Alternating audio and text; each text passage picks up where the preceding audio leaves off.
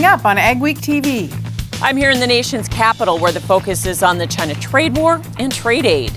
We'll head to the country with Vice President Mike Pence, who is here rallying for passage of USMCA. And we'll talk about the issue of mental health on the farm.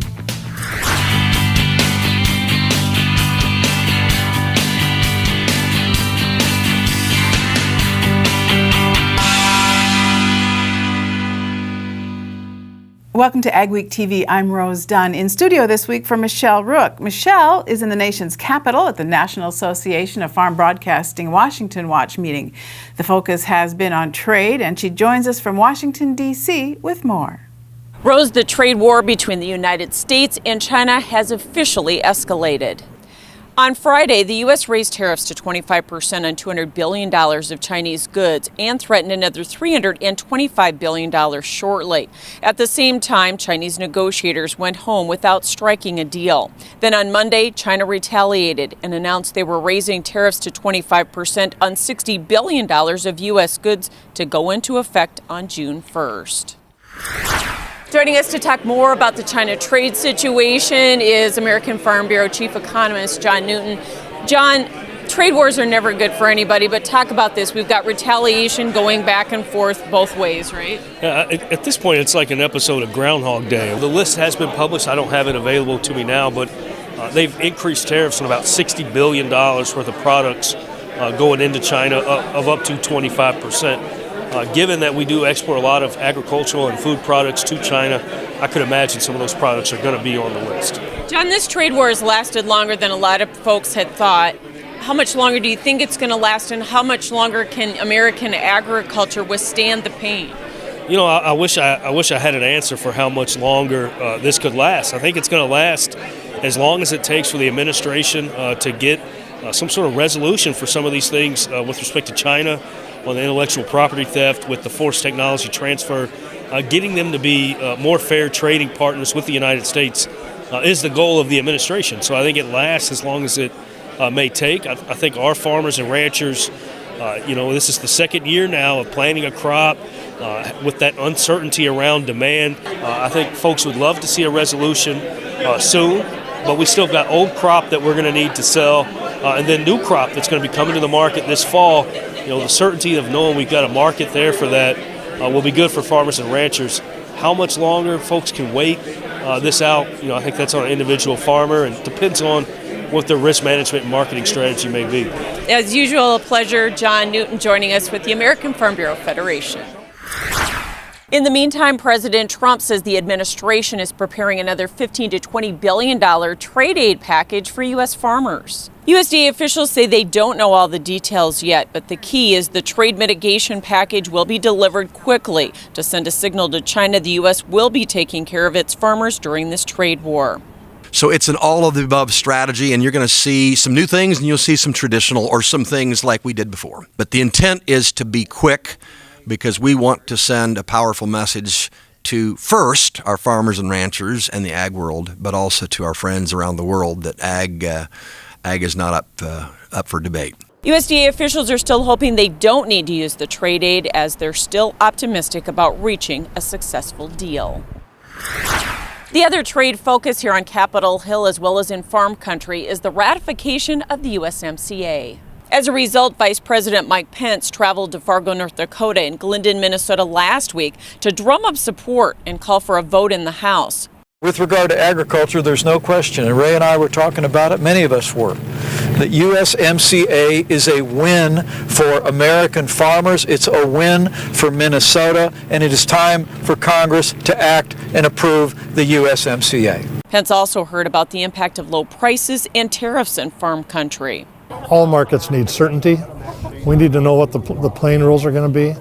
And as long as USMCA isn't ratified, there's uncertainty. So ratification of USMCA would provide the certainty to move forward, and trade will continue on a robust level. We're nervous. We'll pick on soybeans.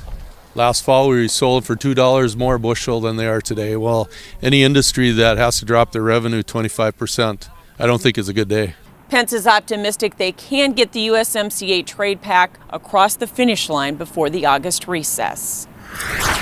House Ag Committee Chairman Colin Peterson of Minnesota has signaled he supports USMCA and will help push for a vote in the House. However, he says it will not pass in Congress without the administration dropping the Section 232 tariffs on aluminum and steel currently in place. The aluminum and steel tariffs have to go before this thing's got any chance. So that's what needs to get resolved before we can get down to, me putting the pressure on somebody.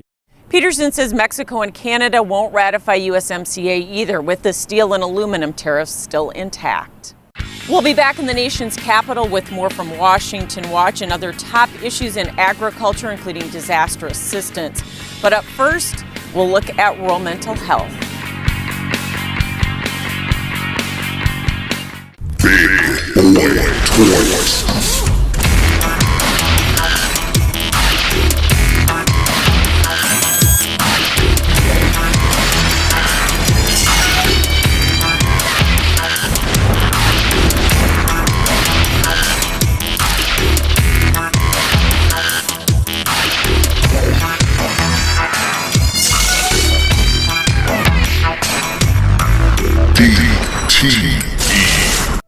Add more bushels to your hopper and money to your pocket by harnessing the power of air with Crary Wind Systems.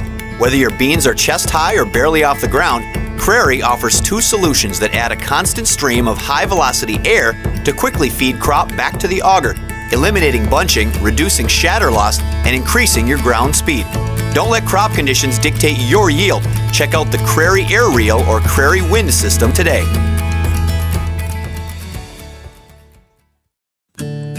One of the things that Mosaic does really well is focuses on balanced crop nutrition in the premium products that we design. And one of those products is Micro Essentials, but it provides in every single granule the nitrogen, phosphorus, sulfur, in some cases zinc.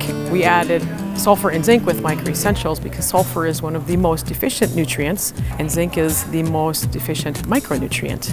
So our goal is balanced crop nutrition and being able to provide those products to the farmers in the world today.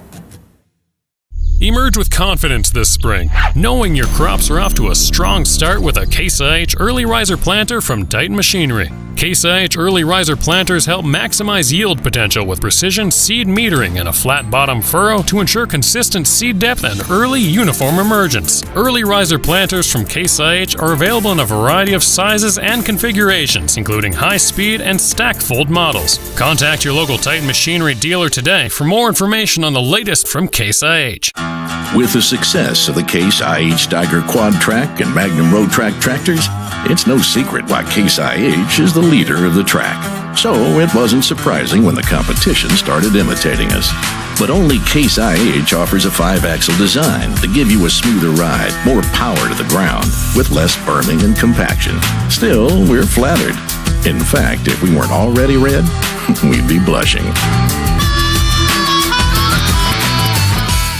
Farming and ranching generally rank in the top 10 most stressful occupations.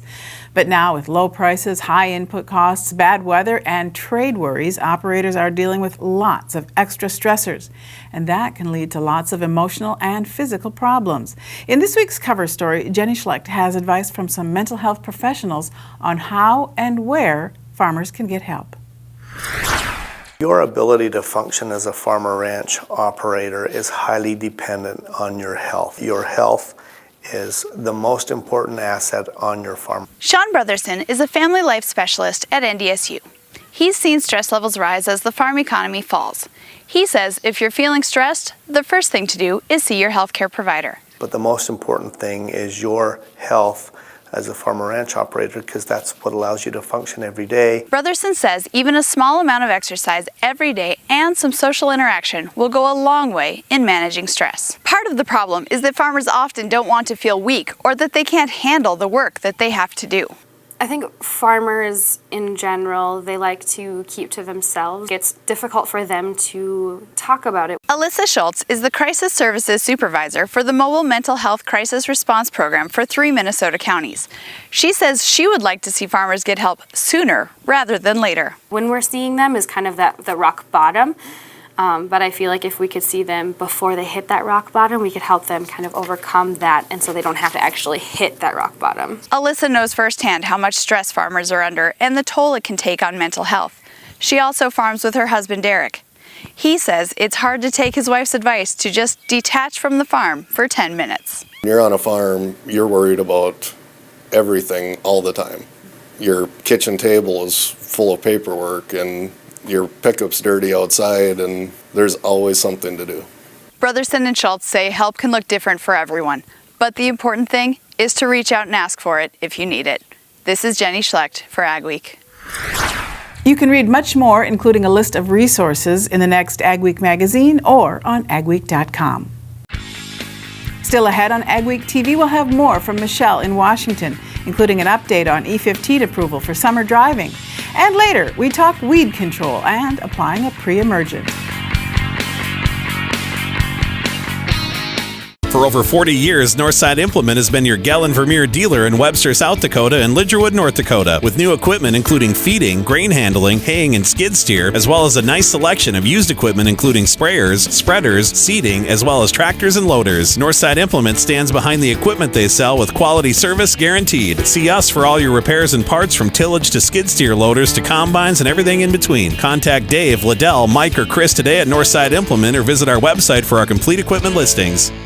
Small or large, Superior Grain Equipment has a storage solution for you with a wide variety of bin options and accessories, along with site planning and superior customer service. Plus, from top to bottom, we offer the industry's best bins and warranties to protect your products and your grain storage investment. Get superior quality, protection, and reliability with generations of experience and dependability. Make the superior choice today with Superior Grain Equipment. This is Dennis Belisky reminding you we do auctions and we do them well. You've built your operation with hard work, and when it's time to sell, all or part, you deserve the best. Details from repairs and preparation to promotion and settlements are not routine. Chances are you'll only do this once, so we'll tailor an auction just for you and get it done right. On site at your farm or added to one of our highly successful Alaris Center auctions, we have the skill, reputation, and integrity to meet your needs with best-in-class commitment and quality service. Find us at resourceauction.com or call 701-757-4015.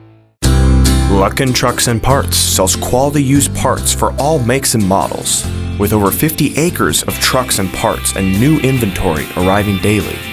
Family owned and operated since 1966, Luckin's specializes in the sale of quality used medium to heavy duty truck parts as well as pre-owned trucks, trailers, and construction equipment. If it's on a truck, we got it. Call us today and let us get you your part. How can one tillage tool handle most field conditions, residue types, and tillage practices? It takes a Renegade, the Summers VRT Renegade. Switch from vertical to aggressive tillage and anywhere in between. Adjust blade angles, tillage depth, and more on the go, all from an iPad. Get the tillage results you want, like only the Summers VRT Renegade can. For more information or a demo, contact your Summers dealer. This week's Crop Stop takes us to Edgeley in southeast North Dakota. That's where Mikko Pates found Kyle Brandenburg and his dad Kurt planting. The family is raising corn and soybeans. They plan to go a little heavier on corn this year because of the trade war and reduced market for soybeans. They're trying to stay positive in light of low prices and weather challenges. Well, it's tricky with the soil temperature. We might have pushed it a little bit on the start. Hopefully it comes up all right. But we're 500-600 acres in. With the depressed prices and late start, I'm hoping it's going to be bullish in the long run. Kurt Brandenburg says some of the fields around there are wetter, and he thinks there might be more than usual prevent plant situations. How does the planting weather look for this week? Here's Lydia with our agri-weather outlook. Weather portion of Ag Week now, and we're approaching the final days to plant spring wheat and corn, but the gloomy and damp weather has not been our friend for planting season, and it's going to be touch and go in the northern plains for the next couple of weeks. Let me walk you through your forecast. This dip in the jet stream is responsible for that cool down. Meanwhile, it's been toasty to the south and the east, where record highs have been broken in the 90s within the past week. As we get into the middle of this week, though, we start to see a little more amplitude in the jet stream, and that is setting up for a very active pattern that's going to bring various storms to the middle of the country. Meanwhile, warm weather seeps to the north on the east coast, while cooler weather seeps down to the south on the west coast. We're going to see below average temperatures as we head throughout the next couple of weeks in the plains and points off to the west. Meanwhile, on the east coast, expecting above average temperatures for the next 8 to 14 days. Then as we get into the second week of this forecast, now the last week of May, the jet stream starts to level out a little bit, and that's going to help push down that hot weather further to the Gulf Coast, keeping warm weather near the Great Lakes and still near average weather in the northern plains. As for precipitation, with that very jagged jet stream, that's going to bring low pressure systems from the southwest to the northeast, various shower chances, and especially storms in the southern and central plains, and further out to the west, showers across parts of the northwest and in northern California, where they already saw about 2 to 4 inches of rain last week. Then the second week of this forecast, now the last week of May, as that jet levels out, likely to see showers right along that jet, bringing them right to the northern plains. I wouldn't call it a complete washout of a forecast, but periodic showers are in the forecast throughout the next 2 weeks. With all of that in mind, we are looking at below average temperatures, of course, a slight warm up throughout the forecast period, but still below average, with wetter weather on the way and storms for the first week of this forecast to our south. Farmers take pride in growing safe, affordable, nutritious food. And since over 90% of U.S. farms are family or individually owned, keeping land and animals healthy makes sense for all of us. If you have questions about the food you eat, talk to the people who grow it. North Dakota farmers and ranchers are your best source for reliable facts on food and farming. Visit findourcommonground.com and become part of the food conversation today. Brought to you by the North Dakota Soybean Checkoff. Do you have a vested interest in land? The upcoming Great Plains Land Expo is a must-attend event for landowners, developers, mineral interest owners, farm operators, and investors. Join us on Wednesday, June 26 in Fargo as we hear from a variety of industry leaders speaking on topics relating to land, energy, and minerals. You'll discover ways to capitalize on agriculture and energy opportunities and learn how to become a better steward of our natural resources. Early bird rates are available, so register today at GreatPlainsLandExpo.com. Martinson Ag Risk Management offers a variety of crop marketing and crop insurance packages to our customers. With over 40 years of experience, our dedicated staff works hard to ensure you get the best advice on crop insurance, marketing, and risk management. Contact Randy or any of the staff at Martinson Ag Risk Management today at 701-205-4200 or visit us online at martinsonag.com. Steffes Group, selling land and the equipment to farm it since 1960. If you're interested in selling or have questions about our auction process, head to our website at steffesgroup.com to contact us at any one of our 4 locations located throughout the Midwest. You can also visit and subscribe to our YouTube channel to view all of our auction previews and recaps to stay up to date on the market in your area.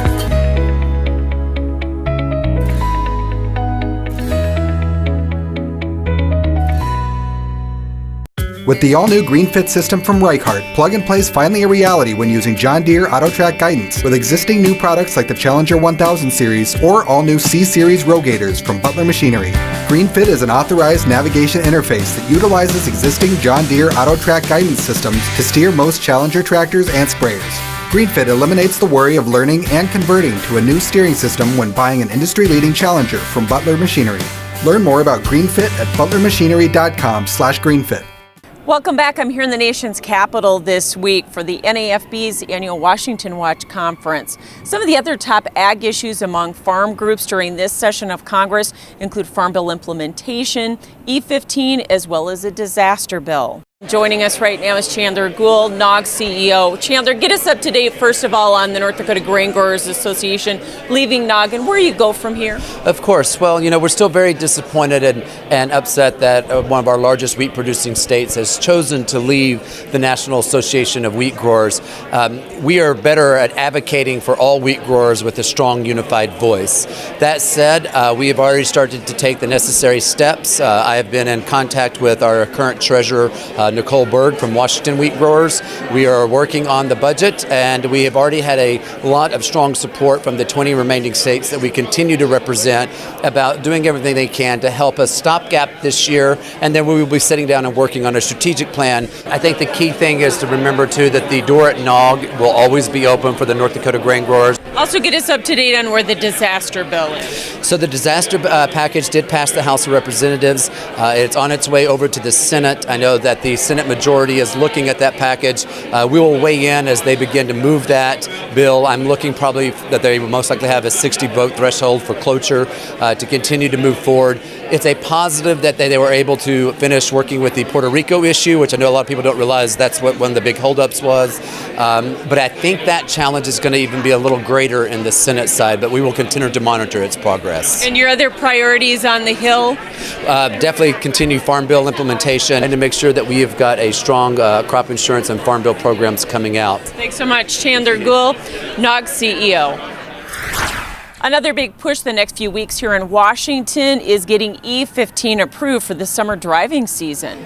Joining us here from Washington, watch Emily Skor, CEO of Growth Energy. And of course, the big question everybody has is, are we going to get these E15 rules done by the summer driving season? We continue to be told by every level of the administration that yes, we will get RVP by June 1st. It's a tight time frame, but we've had conversations on an ongoing basis.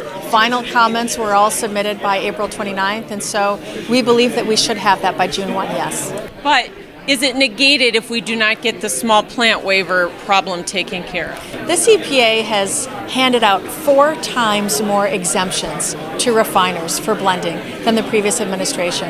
That's illogical, it makes no sense, and it is a real drain on the demand for rural America. So far, we've lost 2.6 billion gallons of ethanol demand as a result. So we've got to stop the hemorrhaging. We need the administration to understand you do not need to be doling out these waivers to the excessive amount that you are, and even if you are, reallocate the demand. Well, we appreciate the update. It's always good to see you. Emily Skor, CEO of Growth Energy.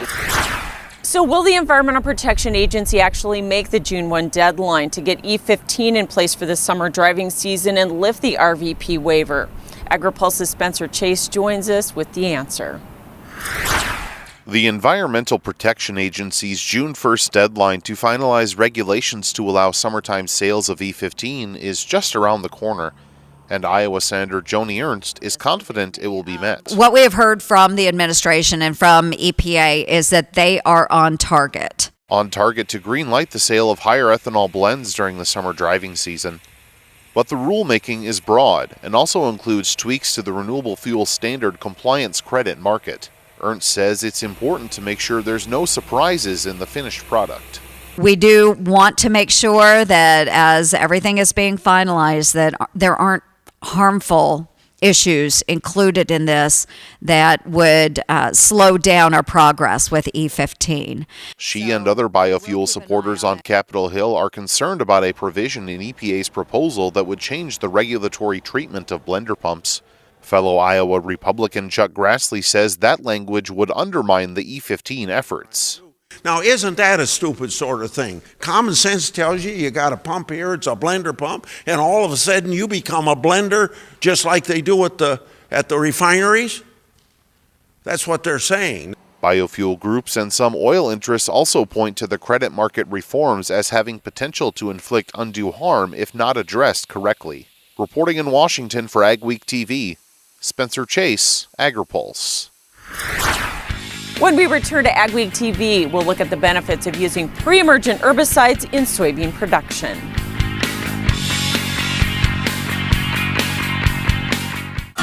With the success of the Case IH Tiger Quad Track and Magnum Road Track tractors, it's no secret why Case IH is the leader of the track. So it wasn't surprising when the competition started imitating us.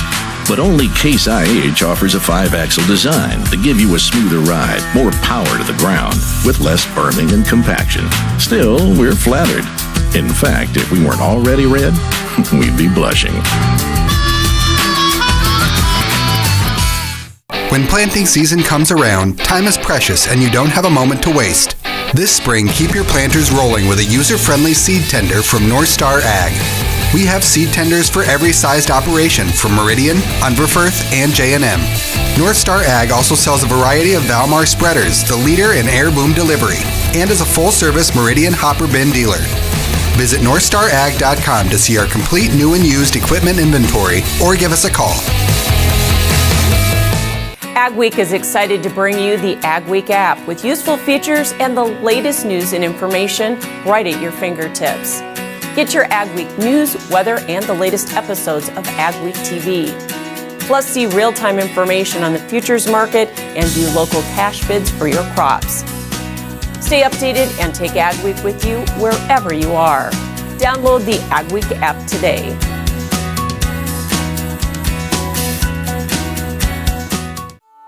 I'm Jenny Garth, and as a mother of 3, I know kids worry about a lot of things. Getting enough food to eat shouldn't be one of them. But here in America, that is a real worry for 1 in 5 children.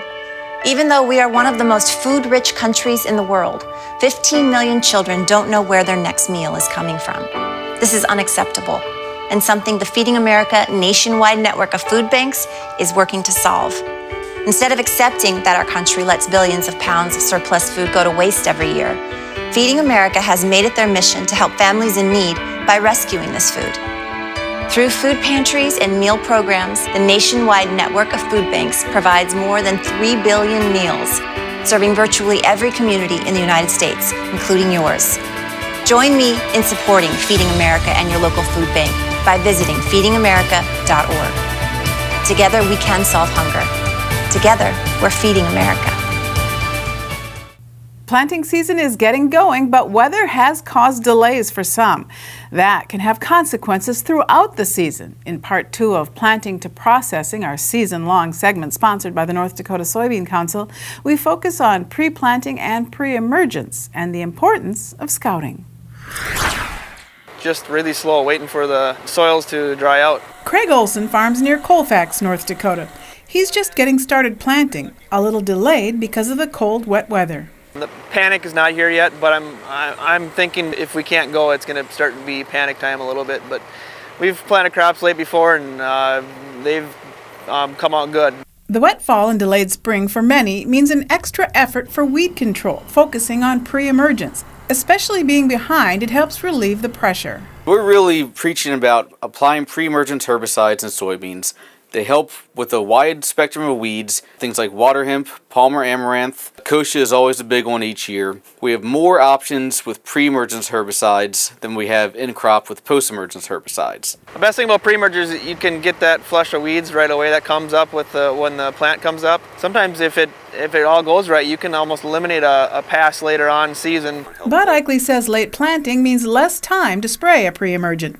If farmers can't get it done this year, Eichley says they have 5 options for post-emergence: conventional non-GMO soybeans, Roundup Ready, Liberty Link, the Extend system, and a new one this year, the Enlist or 2,4-D system. These products are good on those weeds when they are small. Once they get above that 4-inch, the weed control becomes marginal, and we really don't want to abuse the system, and that will get us to have resistant weeds quicker than we would actually like to have. And Eichley says no matter what system you use, it's important to keep an eye on your crops. We're going backwards in time 20 years. Scouting is very important again. This is Rose Dunn for Ag Week.